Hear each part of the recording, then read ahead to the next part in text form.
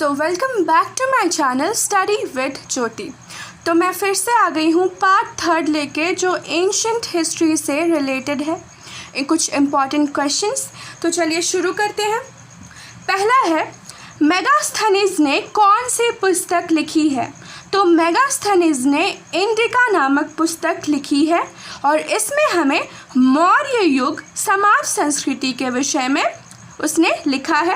तो हमें इससे मौर्य युग के बारे में जानकारी मिलती है। टॉलेमी ने कौन सी पुस्तक लिखी है?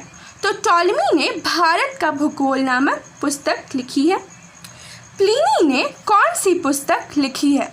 तो प्लिनी ने नेचुरल हिस्ट्री लिखी है, जिसमें हमें भारतीय पशुओं एवं पेड़ पौधों और खनिज पदार्थों जो भारत के हैं उसके बारे में हमें जानकारी मिलती है। आगे है, पेरिपल्स ऑफ एरिथ्रियन सी में दक्षिण पथ के 2 महत्वपूर्ण अंतरराज्य बाजारों के रूप में उल्लेख हुआ है। तो ये जो पेरिपल्स ऑफ एरिथ्रियन सी है, ये एक वृत्तांत है जिसमें दक्षिण पथ के 2 महत्वपूर्ण अंतरराज्य बाजारों के रूप में उल्लेख हुआ है। तो ये किसके लिए उल्लेख हुआ? वहाँ क्या होता था? वहाँ पर व्यापार और वाणिज्य किया जाता था। आगे है, आर्यभट्ट ने अपनी पुस्तक आर्यभट्टीय में किस विधि से गणना की है?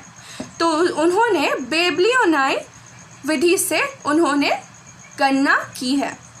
भास्कर प्रथम ने किसके सिद्धांतों पर टीकाएं लिखकर ख्याति प्राप्त की थी? तो भास्कर प्रथम ने आर्यभट्ट के जो सिद्धांत थे उन पर टीकाएं लिखी और उसी की मदद से उन्हें काफ़ी सारी ख्याति मिली, प्रसिद्धि मिली। आगे देखते हैं, पेरिपल्स ऑफ द एरिथ्रियन सी में दक्षिण के 2 महत्वपूर्ण अंतरराज्य बाजार के रूप में कौन से वो 2 बाजार थे जिनका उल्लेख हुआ है? तो सबसे पहले तो ये व्यापार और वाणिज्य के लिए था और वहाँ पे कई बंदरगाहों का उल्लेख किया गया है इस पेरिपल्स ऑफ द एरिथ्रियन सी में। और ये जो 2 महत्वपूर्ण अंतरराज्य के नाम है वो है प्रतिष्ठान और तगर। ये इम्पॉर्टेंट है। आगे है, अलम सूदी 2 वर्षों तक भारत में रहा, इसने किस राजवंश के विषय में लिखा है? तो अलम सूदी ने राष्ट्रकूट के बारे में, राष्ट्रकूट राजवंश के विषय में उसने लिखा है। आगे है, किस अभिलेख में ईरान और भारत में आर्यों के आने की सूचना देता है? तो ये हमें ईरान और भारत में जो संबंध थे उसके बारे में जानकारी देता है ये अभिलेख। तो ये कौन सा अभिलेख है? बोगर्जकोई, जो एशिया माइनर में पाया गया है। आगे है, चीनी यात्री फाहियान भारत कब आया था? तो चीनी यात्री फाहियान 5वीं सदी में आया था।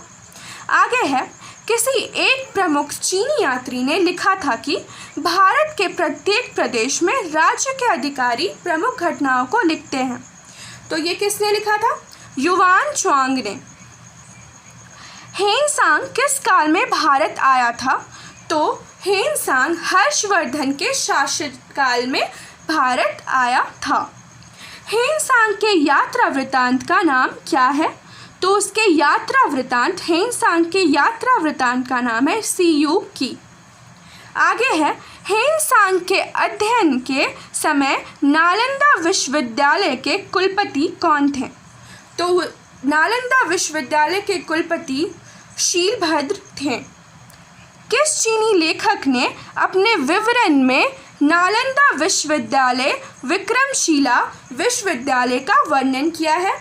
तो इत्सिंग ने नालंदा विश्वविद्यालय और विक्रमशिला विश्वविद्यालय का अपने वृत्तांत में वर्णन किया है। किस चीनी लेखक को शाक्य मुनि एवं यात्रियों का राजकुमार कहा जाता है? तो हेनसांग को शाक्य मुनि एवं यात्रियों का राजकुमार कहा जाता है। अगला है, अबू रिहान, जिसे हम अल-बरूनी के नाम से जानते हैं, किस शासक का समकालीन था? तो वो महमूद गजनी का समकालीन था। अल-बरूनी ने कौन सा ग्रंथ लिखा? तो अल-बरूनी ने तहकीकाके हिंद तुर्की भाषा में लिखा, जिसे हम किताब उल हिंद भी कहते हैं। तहकीकाके हिंद का मतलब है भारत की खोज। आगे देखते हैं, इब्न बतूता के यात्रा वृत्तांत को क्या कहते हैं? तो उसे रहला कहते हैं। और इसकी विद्वानता मतलब इब्न बतूता की विद्वानता को देखते हुए जो मोहम्मद बिन तुगलक थे, उन्होंने क्या किया कि उसे दिल्ली का काजी या न्यायाधीश नियुक्त किया था, क्योंकि उसकी विद्वानता से वो बहुत ही आश्चर्यचकित थे, इसलिए उन्होंने उसे न्यायाधीश नियुक्त कर दिया। आगे देखते हैं, प्रथम चीनी इतिहासकार जिसके ग्रंथ से भारत पर प्रकाश पड़ता है। तो प्रथम चीनी इतिहासकार जिसके ग्रंथ से भारत पर प्रकाश पड़ता है तो वो है सुमाचीन। आगे है, हेनसांग की जीवनी किसने लिखी? तो हेनसांग की जीवनी हुइली ने लिखी थी। आगे है, कंग्यूर व तंग्यूर तिब्बती वृत्तांत किसके द्वारा लिखा गया था? तो कंग्यूर और तंग्यूर तारानाथ जो लेखक थे उनके द्वारा ये वृत्तांत लिखा गया था। आगे है, भारतीय पुरातत्व शास्त्र का पितामह किसे कहा जाता है? मतलब father of Indian archaeology sir Alexander Cunningham को कहा जाता है। आगे है, सर्वप्रथम भारतवर्ष का उल्लेख किस अभिलेख में हुआ है? तो हाथी गुफा अभिलेख में भारतवर्ष का सर्वप्रथम उल्लेख किया गया है। सर्वप्रथम दुर्भिक्ष की जानकारी देने वाला कौन सा अभिलेख है?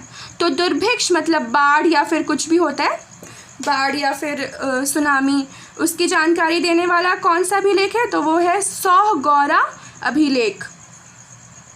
सती प्रथा का पहला लिखित साक्ष्य क्या है? तो सबसे पहला लिखित साक्ष्य है एरन अभिलेख में हमें सती प्रथा के बारे में जानकारी मिलती है। आगे देखते हैं, रेशम बुनकर की जानकारी किस अभिलेख से मिलती है? तो रेशम बुनकर की जानकारी मंदसौर अभिलेख से हमें मिलती है। आगे है, गर्तवास गड्ढा घर का साक्ष्य कहाँ मिला है? तो गड्ढा घर का साक्ष्य मतलब गर्तवास का साक्ष्य हमें कश्मीरी नवपाषाणिक पुरास्थल बुर्जहोम से मिला है। सर्वप्रथम सिक्कों पर लेख लिखने का कार्य किसने किया? तो सर्वप्रथम सिक्कों पर लिखने का कार्य यवन शासकों ने किया था। आगे है, रोमन सिक्के कहाँ प्राप्त हुए? तो रोमन सिक्के आर्किमेडू जो पुडुचेरी के निकट में है, वहाँ से हमें रोमन सिक्के प्राप्त हुए। बेसर शैली भारत के किस हिस्से में विकसित हुई? तो बेसर शैली भारत के मध्यवर्ती हिस्से में विकसित हुई। आगे है, भारत में प्राचीनतम चूल्हे का पुरातात्विक अवशेष कहाँ मिला है? ये बहुत ज़्यादा इम्पोर्टेंट है। तो ये बिलासपुर गांव में मिला है। सबसे प्राचीनतम उपलब्ध अभिलेख जो सबसे प्राचीन माना गया है तो वो है पिपरावा जिला बस्ती कलश लेख है। ये 5वीं शताब्दी ईसा पूर्व में इसकी रचना की गई। आगे देखते हैं, शुद्ध सोने सिक्के कहाँ जारी किया गया था? तो शुद्ध सोने के सिक्के कुषाण वंश में जारी किए गए थे। अब आगे है लास्ट, ये भारत का पहला ज्ञात सिक्का कौन सा है? तो भारत का पहला ज्ञात सिक्का पंचमार्क है, जिसे हम आहत सिक्के भी कहते हैं। तो यहाँ पर पार्ट 3 भी ख़त्म हो जाता है। इसके बाद भी आगे भी वीडियोस में लाऊंगी। तो अगर आपको ये सब अच्छा लगा तो प्लीज़ मेरे चैनल को लाइक, शेयर एंड सब्सक्राइब करना बिल्कुल ना भूलें। और अगर आपको इस टॉपिक से डिटेल में वीडियो चाहिए तो आप मेरे प्लेलिस्ट में जाकर देख सकते हैं। मैंने इसी टॉपिक पे डिटेल में वीडियोस बनाए हैं। Thank you.